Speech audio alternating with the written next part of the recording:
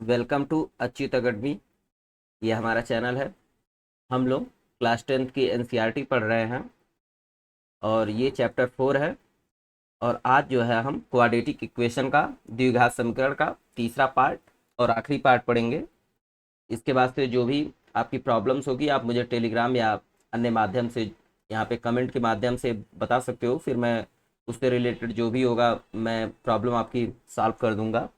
देखो हम यहाँ तक आ गए थे। मैंने आपको पिछली लास्ट क्लासों में त्रिधराचार्य फार्मूला पढ़ा दिया था, जो कि होता है यक्स बराबर minus b plus minus under root b square minus 4ac upon 2a। ठीक, ये जो है डिस्क्रिमिनेंट निकालने का फार्मूला होता था, डी बराबर बी स्क्वायर माइनस 4ac। इन सारी चीज़ों को मैं पिछली क्लास में आपको बता चुका हूँ। इसी से रिलेटेड जो डिस्क्रिमिनेंट था उससे रिलेटेड हमने एक कॉन्सेप्ट पढ़ा था। ये हिंदी माध्यम के लिए था और ये अंग्रेजी माध्यम के लिए था। देखो इस पे एक क्वेश्चन मैं कराने जा रहा हूँ। कुछ तो मैं दे देगा, डायरेक्ट क्वेश्चन में पूछ लेगा। ये बताइए, कोई इक्वेशन दे देगा, वो बोलेगा कि इसमें जो है क्या बोला जाता है, इसके दो रियल रूट होंगे या दो वास्तविक मूल होंगे। जो भी हिंदी वाले हिंदी में समझ लेंगे, इंग्लिश वाले इंग्लिश में। दो भिन्न या भिन्न वास्तविक मूल होंगे, दो बराबर वास्तविक मूल होंगे, कोई वास्तविक मूल नहीं होगा। या इसी तरीके से टू डिस्टिंक्ट रियल रूट होंगे और इक्वेशन दे देगा, उसमें से पूछ लेगा कि उसी को बताना है। तो बस हमें b square minus 4ac greater than 0 या इक्वल टू 0 जैसा भी दिया रहे, जो कंडीशन दी रहे उसी से सॉल्व करेंगे। मैं आपको एक क्वेश्चन दिखाता हूँ।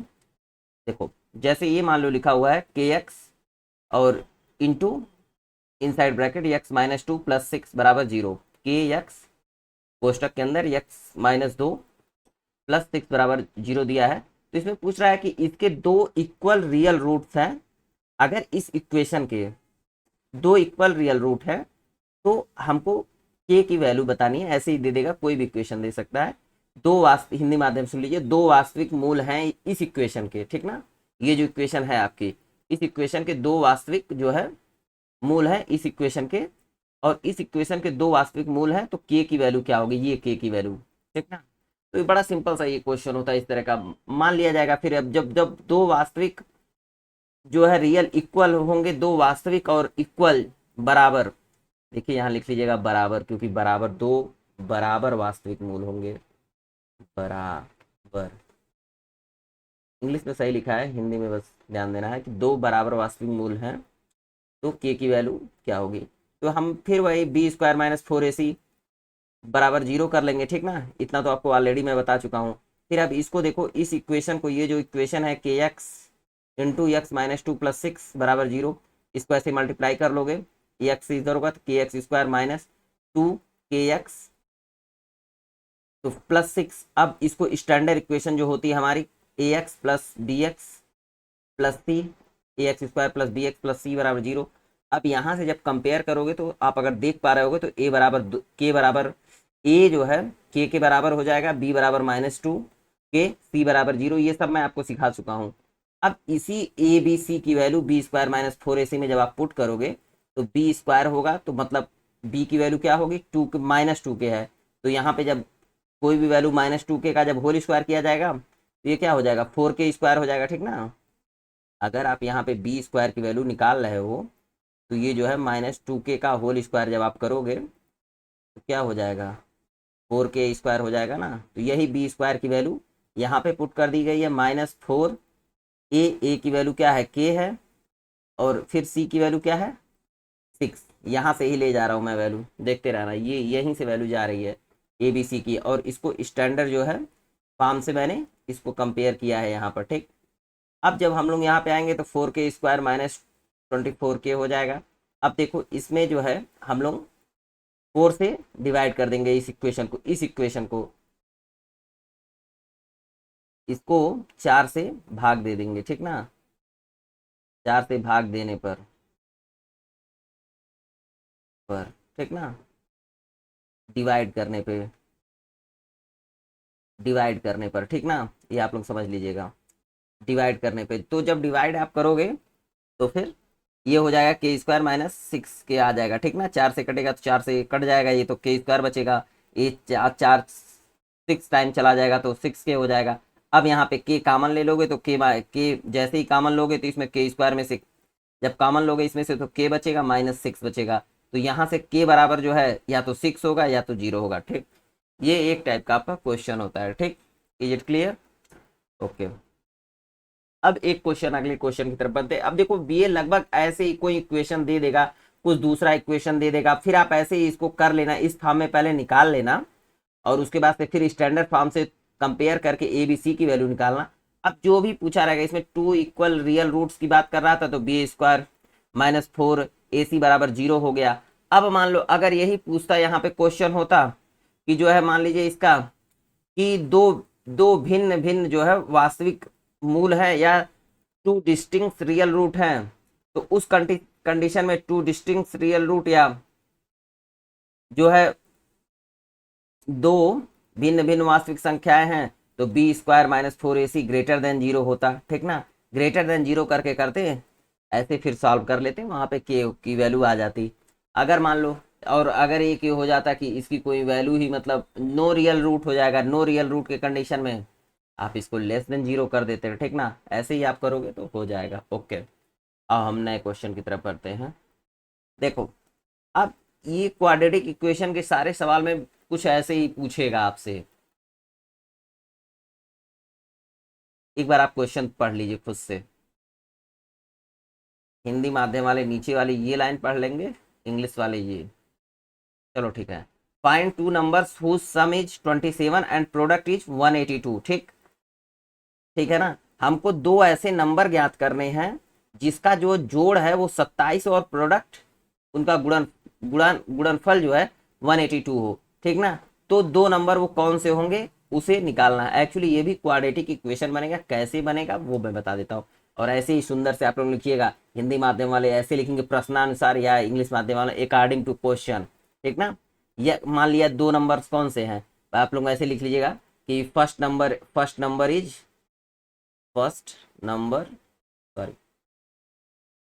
Is let first number is x, second number is y, फिर देन। अब देन लिखने के बाद आप यहाँ पे आ जाइएगा। ठीक, और हिंदी माध्यम वाले ऐसे ही लिख लीजिएगा कि मान लिया पहला नंबर x है, दूसरा नंबर y है। इतना अब आप समझ जाओगे। हिंदी इंग्लिश इतने दिन से मैं आपको इसीलिए कंटिन्यूसली पढ़ा रहा हूँ इस तरीके। जो सम आप नंबर्स पूछ रहा है तो x प्लस वाई बराबर कितना होगा 27। ठीक ना, ये 27 है, याद रखिएगा जैसा कि दिया है सम। और x इंटू वाई बराबर क्या हो जाएगा 182। अब देखो आप ये जो है ये हमारे पास दो इक्वेशन है। ठीक ना, ये हमारे पास दो इक्वेशन है। मान लीजिए ये इक्वेशन, इसको मान लीजिए ये इक्वेशन 1 मान लीजिए, इसको मान लीजिए इक्वेशन 2। ठीक, अब क्या होगा, हम लोग यहाँ पे आप देखो इस इक्वेशन 1 को x प्लस वाई बराबर 27 है तो x बराबर हम लिख सकते हैं 27 माइनस वाई। ठीक ना, by putting value of x in equation 1, x का मान इक्वेशन 1 में रखने पर। ठीक है, आप पुट कर दीजिए वैल्यू। देखो इक्वेशन 2 में, सॉरी देखो यही चीज मिस्टेक है, बस यही होगा क्योंकि उस पर ऊपर गड़बड़ कर दिया था।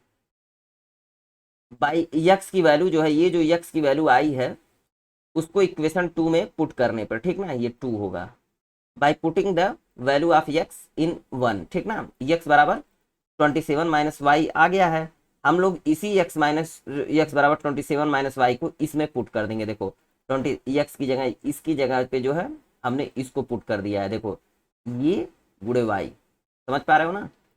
नहीं समझ में आएगा तो एक बार धीरे से फिर से रिपीट करके देख लेना। x इंटू वाई बराबर 182 है, इसी इक्वेशन 2 में हमने ये जो है x बराबर जो 27 माइनस वाई आया इसी को पुट कर दिया है। ठीक, 27 माइनस वाई इंटू वाई। अब देखो मल्टीप्लीकेशन कर लीजिए आप, y इंटू 27 क्या होगा 27 वाई हो जाएगा, माइनस हो जाएगा वाई स्क्वायर बराबर 182।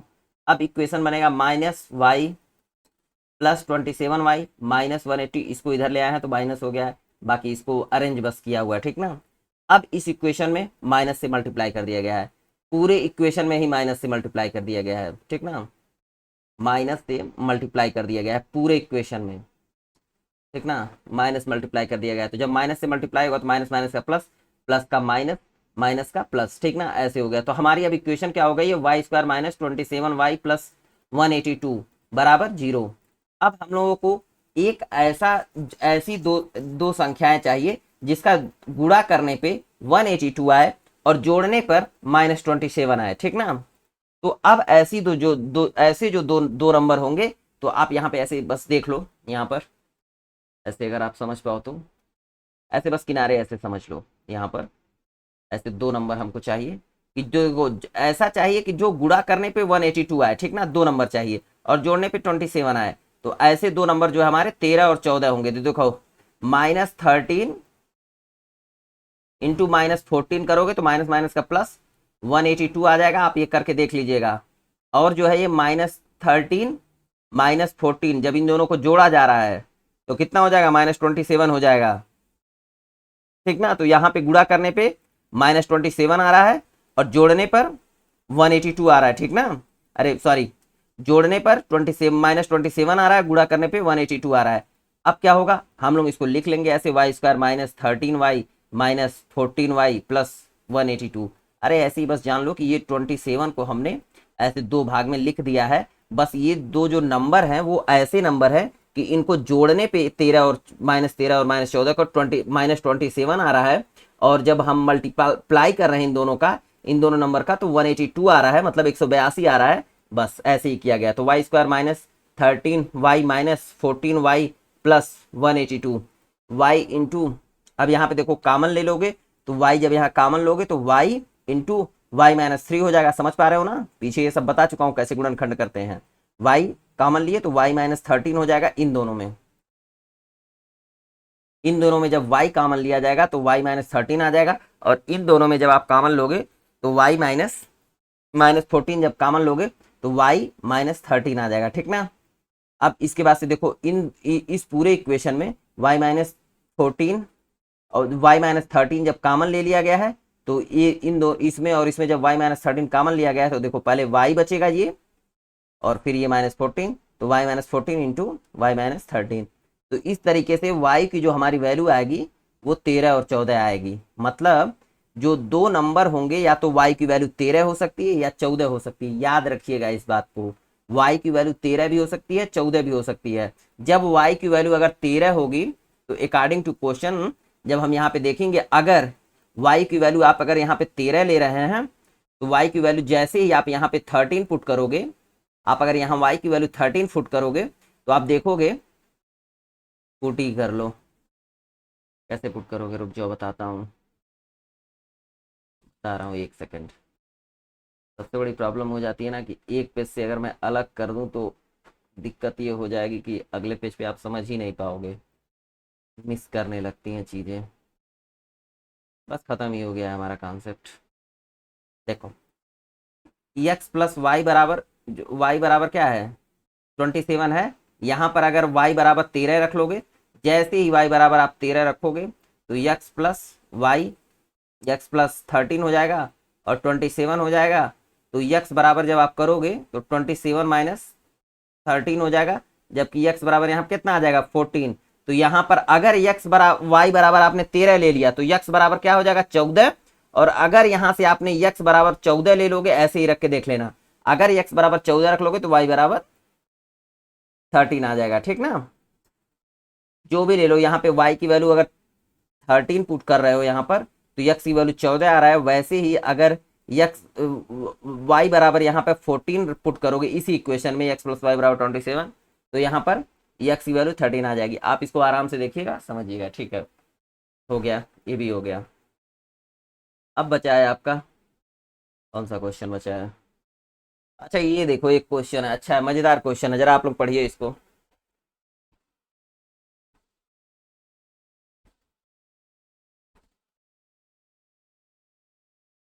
चलिए ठीक है, पढ़ लिया, ठीक है। ये देखो कह रहा है, मैं बता देता हूँ इस क्वेश्चन का मतलब क्या है। ये कह रहा है कि एक जो है आम का कोई बगीचा है, वो आयताकार आयताकार शेप में है, मतलब वो रेक्टेंगुलर शेप में है। इसका जो लेंथ है, उसका लेंथ जो है लंबाई है, इस लेंथ इज ट्विस इट्स ब्रिड्थ, लंबाई जो है उसकी दो गुना है उसकी चौड़ाई की, ठीक ना।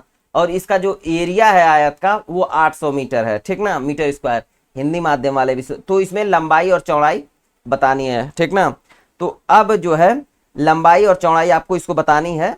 देखिए इसमें कह ये रहा है कि कोई ऐसे ही रेक्ट, ये जो है कोई भी एक जो है, ये क्या बोला जाता है, कोई भी ये जो है ऐसे शेप है, इसका क्या बोला जाता है, इसका ऐसे ही आयताकार कोई शेप है, रुक जाओ एक सेकंड, एक आयताकार ऐसे ही आम का बगीचा है जिसकी लंबाई जो इस बगीचे की होगी, आयताकार शेप में है, जिसकी लंबाई जो है उसकी चौड़ाई की दुगुनी होगी, ठीक ना। ये मान लीजिए, अभी आपको आगे बता दूंगा, हिंदी में आप समझ लीजिए बस। लंबाई जो एक आयताकार बगीचा है जिसकी लंबाई जो है उसकी चौड़ाई की दुगुनी है, और उसका जो आयत का वो क्षेत्रफल है वो 8800 वर्ग मीटर है, ठीक ना। 800 मीटर स्क्वायर इंग्लिश माध्यम के लिए, 800 हिंदी माध्यम के लिए, ठीक है। अब यहाँ पे क्या होती है, आयत में हम लोग जानते हैं ये लेंथ होती है, लंबाई होती है, ब्रेड्थ होती है, चौड़ाई होती है। मैंने ब्रेड्थ लिख दिया और चौड़ाई को मतलब चौड़ाई, ठीक, लेंथ मतलब ब्रेड्थ।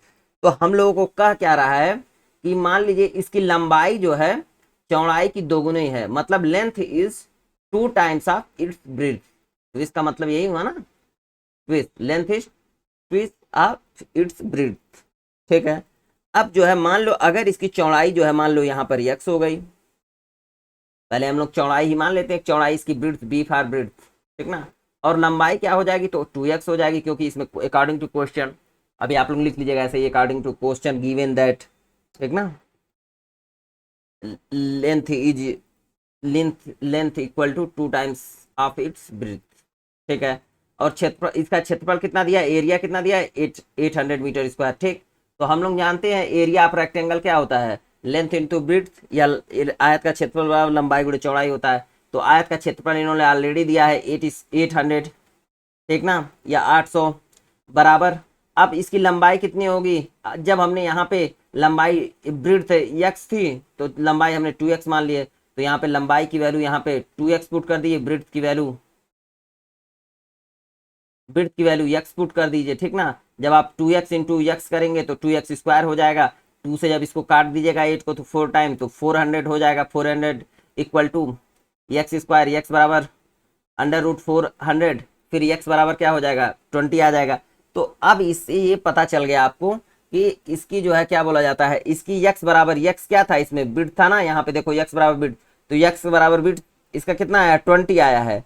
तो इसका x ब्रेड्थ कितना आ गया है, 20 आया है। तो अब इसका 2x लेंथ कितना होगा, 2x जो है लेंथ था इसका, तो 40 हो जाएगा, ठीक है। थैंक यू, ये भी क्वेश्चन हो गया, ओके। अब एक क्वेश्चन और आपका बचा हुआ है, इसको, ये सारे क्वेश्चन अच्छे हैं, इंपॉर्टेंट है, आप इसको देख लीजिएगा, फिर जो होगा आगे और भी क्वेश्चन अगर होंगे तो मैं लगवा दूंगा, ठीक है। अब ये देखो एक क्वेश्चन ये है, जरा इस क्वेश्चन को आप पढ़िए फिर बताता हूँ मैं। हिंदी माध्यम आप लोग भी पढ़ लीजिए, क्योंकि एक्चुअली हिंदी में लिख नहीं पाया हूँ मैं, अभी बता दूंगा हिंदी में।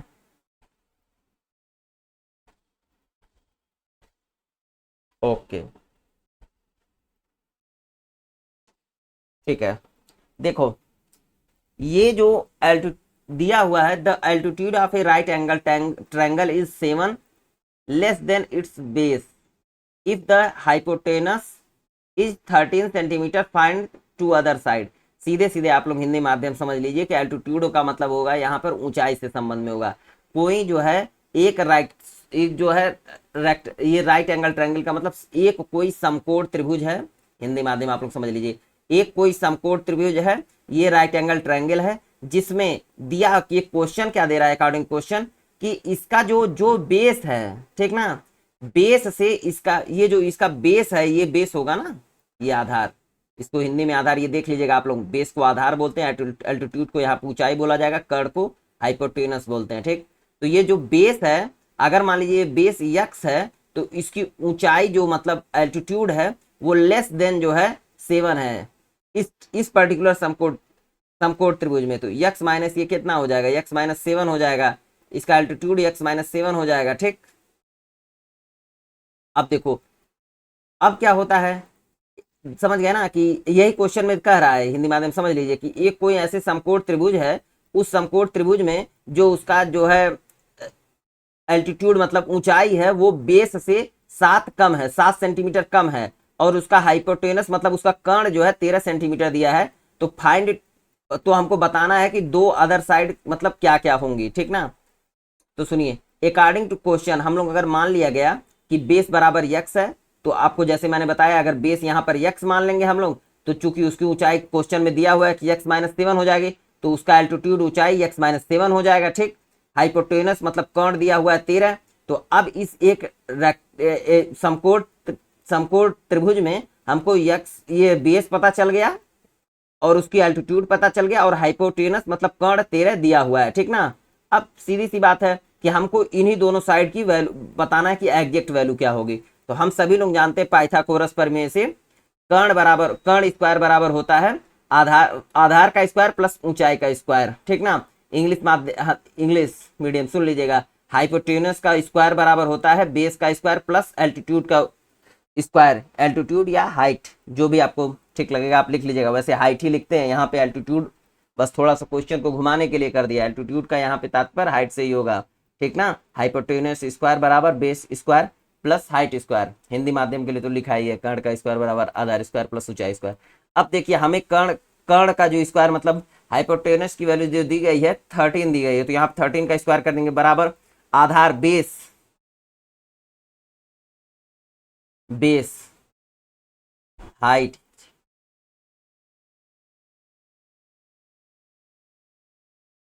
हाइट इसको एल्टीट्यूड लिख लीजिएगा, एल्टीट्यूड एल्टीट्यूड यही आप लिख हाइट कीजिएगा, वो आप कर लीजिएगा, ठीक ना। अब मैंने आपको यहाँ पर इतना बता दिया। अब देखो इसको सॉल्व कैसे करना है। जब आप इसको सॉल्व करोगे तो आप देखोगे कि यक्स स्क्वायर दिया हुआ है, बेस दिया हुआ है, ठीक ना। तो जब यक्स स्क्वायर बेस दिया है, ठीक ना, बेस कितना दिया हुआ है यक्स दिया हुआ है, तो जब बेस जो है आपका यक्स दिया हुआ तो ये यक्स स्क्वायर हो जाएगा, ठीक। अब ये जो है हाइट कितना दिया है x-7 होगा तो x-7 का होल स्क्वायर हो जाएगा, ठीक ना, समझ पा रहे हो अगर तो। अब ये 13 का जब वर्क करेंगे तो 169 आएगा, मतलब 13 का स्क्वायर करने पे, ठीक। और अब इसको यक्स स्क्वायर को यक्स स्क्वायर एज इट लिख लो। ये जो है आपका x-7 का होल स्क्वायर जब हो जा रहा है तो आपको पढ़ाया गया होगा जब आप छोटे रहे होंगे कि a माइनस बी का होल स्क्वायर बराबर होता है, a माइनस बी का होल स्क्वायर बराबर होता है, क्या होता है बताओ, A square plus B square minus 2ab, ठीक ना, यही होता है। तो सेम फार्मूला यहाँ पर पुट कर दिया है हमने, इसको लगा दिया है, तो ये एक्स स्क्वायर इसका एक्स स्क्वायर हो गया, देखते जाओ, ये एक्स स्क्वायर इसका हो गया, ठीक। अब जो है x-7 का होल स्क्वायर करना है तो एक्स ए स्क्वायर की जगह X square plus A square plus B square minus 2ab। तो मतलब यहाँ पे जब पुट करिएगा तो ये एक्स ए बराबर एक्स हो जाएगा, बी बराबर क्या हो जाएगा 7 हो जाएगा। तो जब ए का स्क्वायर करेंगे मतलब एक्स का स्क्वायर प्लस 7 का स्क्वायर माइनस 2 इंटू ए की जगह एक्स लिख लेंगे, बी की जगह 7 लिख लेंगे। अब इसको सॉल्व करेंगे तो इन दोनों को जब जोड़ेंगे तो 2x स्क्वायर हो जाएगा, ये माइनस 49 हो जाएगा, माइनस 2 इंटू 7 2 सत्ते 14x मतलब 14x हो जाएगा, ठीक। अब इसी को सॉल्व करेंगे 2x square minus 14x plus 49, ये सेम चीज लाइन लिख रहा हूं मैं, ये ध्यान रखना। अब इसको इस बगल इस तरफ लेते आएंगे, इस साइड में लेते आएंगे, ठीक ना। जब इस साइड में ले जाएंगे तो ये माइनस हो जाएगा, प्लस था तो यहाँ माइनस हो जाएगा, तो अब यहाँ हो जाएगा 2x square minus 14x plus 49 minus 169 मतलब 2x square minus 14x plus 49 minus 169। तो अब इसमें से जब घटाइएगा इसको 49 में से जब माइनस 169 जाएगा तो 120 आएगा, ठीक।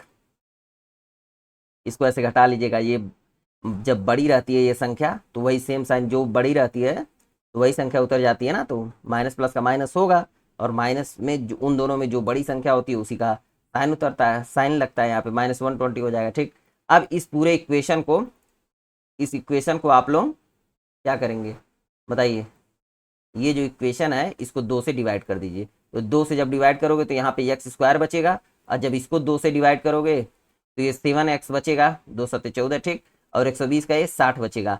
अब इसको जो x square minus 7x minus 16 है, इसको अब ये देखो ये सब ये गुणनखंड के ही हैं, द्विघात समीकरण। तो पहले द्विघात समीकरण बनेगा और फिर सॉल्व होगा क्वेश्चन, इसको जब आप छोटे लेवल पे, प्राइमरी लेवल पे कहा जाता है ना कि मतलब किसी भी चीज को आप अपने प्रैक्टिकल लाइफ में मतलब रियल लाइफ से जोड़ दीजिए, तो ये क्वाड्रेटिक इक्वेशन है ना, इसका एप्लीकेशन है ये इस तरीके से, इसमें इस ट्रायंगल को की जो साइड को ज्ञात करने के लिए एक तरीके से ये एप्लीकेशन पार्ट इस समय हम पढ़ रहे हैं, ठीक ना। एक्स स्क्वायर, अब ये 7x आ जाए, ऐसी कोई दो संख्या बताओ जो जोड़ने पे -7 आए और गुणा करने पे 60 आए, ठीक ना। तो अब ऐसी कौन सी संख्या होंगी, 12 और 5, अगर -12 और देखो अब यहाँ समझ लो इसको, ये पता नहीं क्यों मैं बार बार बताता हूँ, बट इस उम्मीद में बता देता हूँ कि कोई बच्चा अगर नहीं समझ पाएगा तो उसे हेल्प हो जाएगी, ठीक है। जोड़ने पे कितना आना चाहिए, -7 आना चाहिए, गुणा करने पे -60, ठीक ना। तो अगर आप -12 + 5 को, अगर ये दोनों संख्याओं को जोड़ेंगे तो कितना आएगा, -7 आएगा, और -12 × 5 करोगे तो -16 आ जाएगा। अब इससे ज़्यादा भाई मैं नहीं इसमें बता सकता हूँ कुछ भी। तो अब ये -7x -16 है, इसको ऐसे लिख सकते हैं, x² -12x + 5x -16। अब यहाँ पर ये इतने में से जब हम कॉमन लेंगे, x² -12x में से जब इसको x कॉमन लेंगे तो x -12 हो जाएगा, ठीक। अब 5x -16 में से जब 5 को कॉमन लेंगे तो 5 इंटू इनसाइड ब्रैकेट x -12 हो जाएगा, ठीक। और जो है फिर अब देखो यहाँ पर इन दोनों पूरे इस इक्वेशन में ये वाली जो लाइन है, इसमें से जब x -12 कॉमन लेंगे तो x -12 जब इसमें कॉमन ले लिए पूरे में तो x + 5, तो या तो x बराबर ये जो है 12 होगा या x बराबर -5 होगा, लेकिन हम लोग x बराबर 12 भी काउंट कर लेंगे, निगेटिव लेने की क्या जरूरत है, ठीक ना। ठीक है, यहाँ पर x बराबर 12 हम लोग ले लेंगे क्योंकि यहाँ पे x बराबर -5 आएगा, ठीक है। तो अब जब हम यहाँ पर लेंगे x बराबर क्या लोगे, 12 लोगे। तो अब दिया हुआ है आपके क्वेश्चन में कि अगर ये, तो बेस की वैल्यू कितनी हो जाएगी, x बराबर 12 हो जाएगी ना। और और जब यहाँ पे हाइट की वैल्यू कितनी होगी, x -7, मतलब एक सेकेंड, ये x -12 माइनस, जब 12 - 7 करोगे तो कितना आएगा, 5 होगा ना। तो मतलब एल्टीट्यूड की वैल्यू कितनी हो जाएगी, यहाँ पर एक ऐसे समझ लो।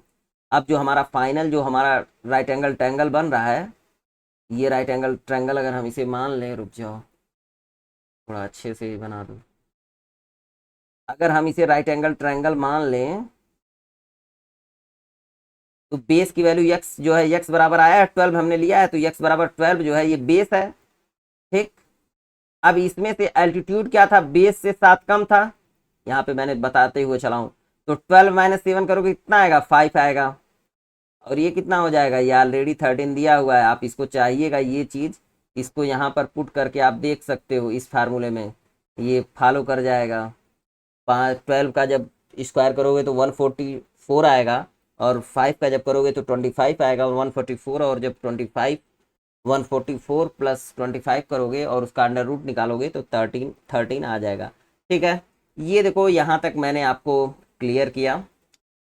ये मेरे हिसाब से तो क्वाड्रेटिक इक्वेशन यहाँ पे समाप्त होती है आपकी।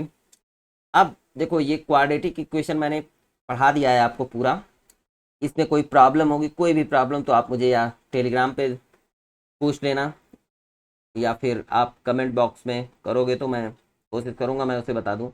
अच्छा देखो एक आपके लिए नई न्यूज है, जो लोग पेट का एग्ज़ाम देने वाले हैं 2023, तो मैं पेट की क्लास लेने वाला हूँ, कंप्लीट क्लास लूँगा मैथमेटिक्स की, सिर्फ मैथ पढ़ाया जाएगा, अभी बता दूँ। तो ये चीज़ रहेगी कि मैथ की जो है क्लास लेने वाला हूँ मैं, कंप्लीट मैथमेटिक्स पढ़ाई जाएगी।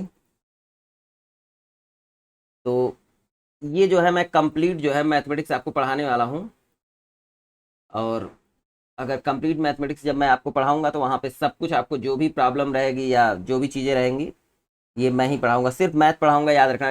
मैथ का मतलब उसमें जो भी डेटा इंटरप्रिटेशन के क्वेश्चन या जो उनके जो भी सिलेबस है मैथ का सब मैं पढ़ा दूंगा, ठीक है। यही आपके लिए एक नई न्यूज़ थी कि मैं पेट की क्लास भी स्टार्ट करने वाला हूँ, मैथमेटिक्स सिर्फ, ठीक है। थैंक यू, धन्यवाद।